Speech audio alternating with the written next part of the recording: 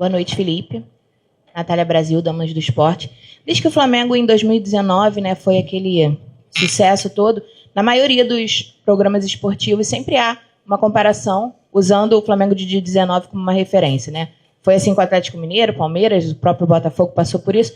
Mas hoje, o seu Flamengo de 2025, pelos números, é de fato superior ao Flamengo de 2019. Você tem um saldo de gols melhor, você tem mais pontos até o último jogo da última rodada.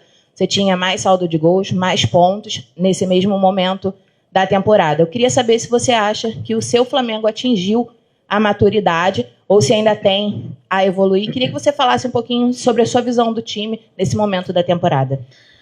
Flamengo de 2025 é o Flamengo de 2025, não se compara com nenhum outro ano da história do Flamengo. É um Flamengo que quer fazer história, que quer tentar ser campeão e que tem uma longa caminhada pela frente. Temos que pensar simplesmente em ganhar os nossos jogos e tentar ganhar o máximo de jogos possível para tentar ficar na frente de todos os adversários para poder ser campeão. Esse é o nosso objetivo, não se comparar com outros anos, nem com outros números, tentar fazer a nossa história. Boa noite, Felipe. Boa noite. Aqui, Sidão Marinho da Litoral News. Queria que você fizesse uma análise da partida de hoje, qual o sentimento que fica após esse empate no gol de pênalti, e também sobre as alterações que você fez. O que você buscou, por exemplo, na saída do Pedro, a entrada do BH, foi porque ele estava cansado, ou uma formatação diferente para essa equipe do Flamengo? Obrigado.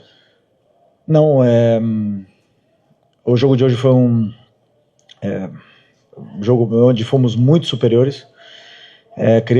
Tivemos muitas chances de fazer gol, um volume muito grande de jogo. Verdade que jogo muito parado, né? Muito parado muitas vezes. O jogo tipo do jogo que eu não gosto. Mas criamos inúmeras chances e o mais que o suficiente para fazer o primeiro e também para fazer o segundo. E num lance difícil, duvidoso, acabaram empatando, né? O futebol brasileiro é muito complicado, muito difícil, o campeonato brasileiro é muito difícil, mas foi um jogo onde realmente merecíamos vencer, merecíamos um resultado melhor. Infelizmente não veio, e levantar a cabeça, pensar na próxima. Sobre as alterações, o Pedro, já estávamos no momento do jogo que eu sentia que o time estava indo para trás, o adversário estava nos pressionando mais, tanto com bola e tanto sem bola, então precisávamos de velocidade, pressão, por isso que optei por colocar o Bruno. E é isso. Ok. Oi, Felipe, boa noite. Boa noite. A torcida no intervalo xingou muito o árbitro. E eu sei que é a sua postura de não reclamar de arbitragem. Mas a gente sente no time do Flamengo que não tem um jogador, que seja o capitão hoje, que é o Arrascaeta, que vá no árbitro. Falta isso ao time do Flamengo? Existe alguma orientação para os jogadores não irem no árbitro, mesmo em lances que nitidamente a arbitragem errou, como num carrinho do Kahneman, me parece, né, do De La Cruz, que nem falta ele marcou, enquanto ele dá um cartão amarelo para o Léo Ortiz? Não, os jogadores, eles falam com o árbitro, só que eles estão tão concentrados em vencer, não é o trabalho deles, ir lá brigar com o juiz e ficar reclamando toda hora. Quem tem que fazer o trabalho dele é o juiz, que tem que apitar o que tem que apitar. Né? O que eu sinto, realmente, é que... o que eu gostaria que colocasse um jogo para o árbitro e corrigisse o que ele faz também. Que ele assistisse, que ele revesse o jogo. As coisas que eles erram, que eu não tenho muita dúvida se eles fazem isso. E os erros se repetem, os critérios não se corrigem, os erros se repetem, o jogo fica picotado, chato, 500 mil faltas que não são e critério zero. Isso me decepciona muito, porque o que nós queremos o que nós mais queremos é isso, não se preocupar com o árbitro, não se preocupar com o juiz, pensar simplesmente no jogo. Felipe, Raiza Simplício aqui da Gol Brasil e da revista Placar. Eu queria te perguntar sobre o De La Cruz, né? Ele voltou, já estava à disposição, mas hoje jogando como titular, participou bastante do jogo e deu para perceber que o time parece que sentiu um pouco a saída dele, o meio-campo ali ficou meio aberto com a saída do De La Cruz. Eu queria que você falasse sobre a importância de tê-lo bem fisicamente para o seu time. E a saída dele foi só por uma questão de cansaço ou foi alguma estratégia mesmo? ele pediu para ser substituído. É um jogador que se recuperou, está conseguindo ter uma sequência de treinos, tá bem novamente, é um jogador que nos dá muita dinâmica no meio campo, tanto em ataque como em defesa. Um dos pilares dessa equipe também, e muito feliz de tê-lo de volta, né? No momento que ele saiu, e você falou que o meio abriu, realmente estávamos no momento onde o nosso time já estava sofrendo, né? Já estava um pouco, não sofrendo, senão com dificuldade de sair, e não simplesmente pela saída do De La Cruz, senão pelo momento que a equipe estava talvez tentando mais defender o resultado que continuar com as dinâmicas, e aí acabamos sofrendo mais. Felipe, boa noite. Pedro Ramos, da Sintonia Esportiva. Você comentou agora há pouco que no segundo tempo o Grêmio impôs a vocês uma necessidade de ter velocidade e você acabou mexendo pelo Pedro no lugar, colocando o Bruno Henrique. A minha dúvida é se a não utilização de jogadores como Cebolinha, Michael, Juninho, por parte sua, por escolha sua, não traz para a torcida uma sensação de que eles serão de fato inutilizáveis o resto da temporada, até porque em uma partida onde o Flamengo ganha de 8-0 do Vitória, eles não entrarem é até comum, esperado talvez, mas numa partida onde o Flamengo estava sendo pressionado pelo Grêmio 1-1, por que não a utilização, porque a não utilização desses jogadores, por favor, e se também isso é um sinal para a torcida de que no restante da temporada eles não estão nos seus planos também. Obrigado. O Juninho não estava no banco, não poderia entrar. Sim. Sim, o Cebolinha e o Michael, sim, mas eu sinto que os dois jogam na mesma posição, que na posição do Lino. Eu sentia que o Lino está num momento bom, determinante, decisivo, e na minha visão não era falta de perna ou falta daquele momento que o Lino estava abaixo. Para mim não, para mim naquele momento ele estava bem, e também o Arrascaeta, né? Poderia ter tirado o Arrascaeta, mas eu sentia que com bola ele estava sendo muito determinante. Cada vez que a bola chegava nele, ele tem perigo, ele faz a diferença, então eu optei por deixar os que eu achei que fossem melhor até o final do jogo para poder tentar vencer. Boa noite, Felipe. Léo José do Coluna do Fla. O Vinha, depois de ficar um bom tempo parado, ele voltou contra o Bragantino, jogou bem, você até elogiou a atuação dele, e a partir dali ele não teve tanta minutagem em comparação com o Ayrton Lucas, por exemplo. Do lado esquerdo você tem o Samuel Lino, o Ayrton Lucas, que são dois jogadores ali que atacam o espaço, que atacam a linha de fundo, mas o Vinha é um pouquinho mais construtor, né, ali por dentro. Qual o motivo de você escalar o Ayrton Lucas e não dar tanta minutagem para o Matias Vinha? Depois do Bragantino, o Vinha jogou contra o Atlético Mineiro, não sei se foram 2 jogos, né, o do Brasileiro e também da Copa. Depois o Ayrton jogou na Copa, e os dois estão muito bem. Depois o Alexandre voltou contra o Inter, o Ayrton Lucas jogou no jogo no Brasileiro contra o Inter, e para mim a disputa tá muito acirrada, o nível está muito alto. Na verdade, o Ayrton fez um jogo contra o Inter espetacular. E como eu falei para vocês na outra coletiva, o Ayrton não começou contra o Vitória porque teve um problema familiar. Para mim, no nível que ele estava jogando e que está jogando, realmente tá complicado de escolher. Então a minha escolha foi opção pelo que eu achava que era melhor para poder vencer o jogo. E os 3 continuam sendo opção muito, muito boas para o treinador poder escolher e ter o lateral de alto nível. Aqui, Felipe, boa noite. Felipe, você teria 5 datas livres, né? Semanas cheias de trabalho até o final da temporada, porém, teve uma mudança no calendário em que, de agora para frente, tirando as datas FIFA, quarta e domingo, você vai ter que jogar todas, ainda tem um jogo atrasado contra o Sport. Queria saber como é que você replanejou o seu trabalho, né, o seu trabalho para esse restante de temporada, uma vez que você já falou várias vezes que 4 dias de descanso para você, para o seu time, é muito importante, que uma semana livre faz muita diferença. E, por exemplo, você tem o Cruzeiro brigando com você ali na parte de cima da tabela, que não teria essas datas, que passou a ter essas datas aí, Flamengo e Palmeiras ficando visivelmente prejudicados. Queria saber como é que você replanejou isso. Obrigado. Bom, né, o clube já se posicionou sobre essa mudança do calendário e temos que nos adaptar. Temos um elenco muito forte para poder competir até o final. Com essa mudança, mas que para os próximos anos que esse planejamento seja melhor, seja realmente organizado para que todos possamos nenhum possa sair prejudicado com nenhuma mudança. Felipe, boa noite. A gente teve hoje, eu vou sair um pouco do âmbito do jogo, né? Porque a gente teve hoje uma situação muito importante que aconteceu, não sei se você estava sabendo. A torcida jovem voltou para as arquibancadas e recentemente a raça rubro-negra voltou também. Queria que você falasse um pouco da importância de ter essas torcidas aí apoiando com instrumentos, com tudo, né? Podendo também apoiar, né? Fazer aquela batida, né?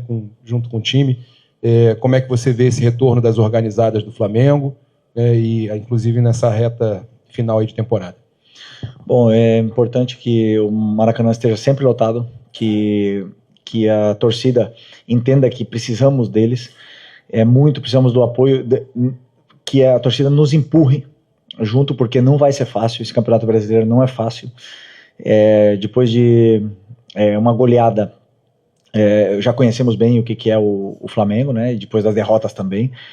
Existe uma euforia muito grande, mas é importante que o torcedor saiba que quando venha para o Maracanã, nós pedimos para que venham empurrar a equipe, né? Não simplesmente esperar outra goleada, né? Então é muito importante para mim que esses torcedores entendam isso e que venham para apoiar, porque precisamos muito da torcida até o final, que tenho certeza que eles vão fazer a diferença nessa mudança aí que aconteceu, com a volta deles. Felipe, boa noite. Claro que um gol muda muito a cara do jogo, eventualmente, não só pelo que representa para o time que faz, mas no plano do adversário. Em dado momento, o plano defensivo do Grêmio, praticamente só defensivo, já não servia mais porque era o jogo. Só que o jogo acaba ganhando muitas características diferentes, né?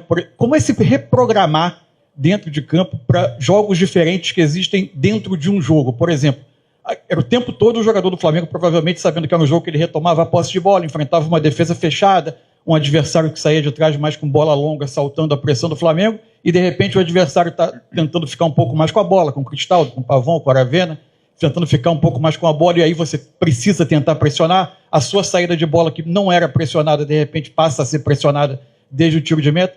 É difícil passar de um jogo a outro dentro do jogo, e por isso você acha isso é parte do desafio naquela parte final do jogo, que o Flamengo, com a vantagem, teve um pouco mais de dificuldade para gerir o jogo? Não, eu sinto que o Grêmio, a única forma que o Grêmio tinha ou escolheu para tentar machucar a nossa equipe foi com lançamentos em profundidade, na qual controlamos bem quase todas, né? Até mesmo a do pênalti do Ayrton, não ia acontecer nada. Foi uma bola que ia para trás no pé do nosso jogador. Então não estavam machucando, mesmo com essas mudanças e com a forma de jogar. Eu não lembro de ter um chute no gol do Rossi, assim, sinceramente. E nós com bola estávamos com mais facilidades ainda, com exceção do tiro de meta, que é verdade que eles subiram as linhas e pressionaram mais. O tiro de meta é uma bola parada, mas depois, conforme nós tínhamos a bola e o controle, os jogadores estavam até tendo mais facilidade para poder criar jogo e chegar na área do Grêmio com mais facilidade. Depois as escolhas não estavam sendo as melhores e acabava partindo um pouco a equipe, e esse ida e volta começou a acontecer e não nos favorecia, né? E principalmente com esses lançamentos em profundidade que o Grêmio escolheu para tentar machucar a gente. Então, como eu falei, com a construção em si, não estavam machucando muito a nossa equipe, mas sabíamos de todas, treinamos todas as fases, treinamos também a equipe defendendo bloco baixo, e até, como eu falei, não lembro da equipe ter sofrido, mas uma fatalidade, aconteceu o pênalti, que foi a única chance que eles tiveram, e com isso o empate. Felipe, boa noite. Eric Viana do Mundo Bola Flamengo. Depois da goleada contra o Vitória por 8-0, você disse que mesmo numa goleada, toda a partida indica pontos que se possa melhorar e evoluir, enfim. E agora o Flamengo encerra com esse empate aí, uma parte pré-data FIFA da temporada, vai ter uma pausa agora. E a minha pergunta é o que fica para melhorar, o que você pode analisar dessa partida que o Flamengo precisa melhorar para a volta da data FIFA, trabalhar bem para voltar mais forte aí da data FIFA. Obrigado. A partir de amanhã começarei a analisar o que foi o nosso jogo, E analiso e aí decido os principais pontos que nossa equipe tem que evoluir. Mas eu repito, o resultado foi 1-1, mas o jogo não diz isso. Nós fizemos muitas coisas boas, fizemos um jogo tanto defensivamente como ofensivamente muito bom, muito mais que suficiente para poder sair daqui com resultado positivo. Então o resultado, ele não me engana. Eu sou muito realista com o que acontece no campo, mas com certeza no 8-0 eu tinha coisas que corrigir e agora nesse jogo também teremos coisas que corrigir, também já visando o próximo jogo contra o Juventude lá na frente. Boa noite, Felipe. Bruna Medeiros do Desflá. Hoje você tinha 2 desfalques importantes no meio de campo, um deles que já está há mais tempo fora, né, que é o Pulgar, e o outro o Jorginho. Queria saber como você não ter esses 2 jogadores afeta a sua preparação tática para uma partida, já que você é um treinador propositivo, que gosta de jogadores ali que têm essa capacidade. Como afetou o seu estilo de jogo não ter nem no banco essa opção no segundo tempo? Não, todos eles têm o mesmo conteúdo tático, todas as peças. Temos agora 6 volantes, Eric, Jorginho, Saul, Everton, Alan, Nico, 6 volantes.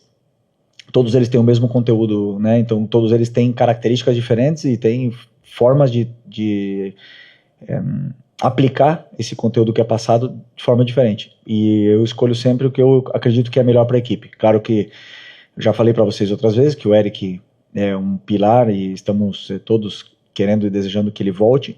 E o Jorginho, você já sabe da liderança e da importância que ele tem dentro desse elenco, mesmo com pouco tempo aqui. Mas o time fez, os volantes que jogaram, tanto Saul como o Nico, fizeram um excelente jogo, controlaram, criaram, marcaram muito bem, fizeram tudo que eu pedi, e o Everton entrou realmente já no momento onde nossa equipe estava sofrendo. Mas o conteúdo para eles é o mesmo. Boa noite, Felipe. Júlio Miguel Neto, da Rubro News TV. Felipe, depois de muito tempo, o Michael voltou a aparecer no banco de reservas, né? Recentemente, você até mesmo na coletiva disse que eventualmente sairia alguns atletas, né? No caso, teve a saída do Lohan, do Matheus Gonçalves e do Vitor Hugo. O elenco está fechado para saídas. Haverão mais alguns outros atletas que vão caminhar em outro local. E queria saber também, em relação à janela fechando na terça-feira, no dia 2, se o grupo está fechado para entradas também para o restante da temporada. Bom, essa é uma pergunta para o Boto, né? É uma pergunta para a diretoria sobre entradas e saídas. Eu estou muito feliz com o elenco que eu tenho, e qualquer decisão que o Boto e o presidente tomarem, tanto de entradas como de saídas, repito, estou feliz. Estou feliz porque realmente sinto que tenho um elenco extraordinário na mão. Então, uma decisão deles, e eu, na qual participo com as minhas opiniões, mas são eles que decidem. Felipe, Dani Boaventura, Flamengo TV. A gente está fazendo uma reportagem especial sobre o Lino, né? Um mês completo no clube agora, e acabou culminando numa convocação para a seleção. Então, eu queria te ouvir um pouquinho sobre essa chegada, o desempenho e o resultado disso, que acaba sendo a consequência de ir para a seleção. Bom, é um jogador diferente, né? Eu já falei em outras ocasiões, um jogador que, quando pega a bola, é diferente, é determinante, tem drible, tem esse perigo que precisamos sempre, principalmente nessa parte do campo, onde precisamos e geramos tanta vantagem, e é um jogador ainda que tenho certeza que vai evoluir muito e nos vai dar muitas alegrias. Agora foi premiado e coroado com uma convocação para a seleção merecida. Espero que ele vá, jogue no Maracanã, não na Bolívia, e que volte para cá em plenas condições para poder ajudar novamente a equipe. Ok? Boa noite, pessoal.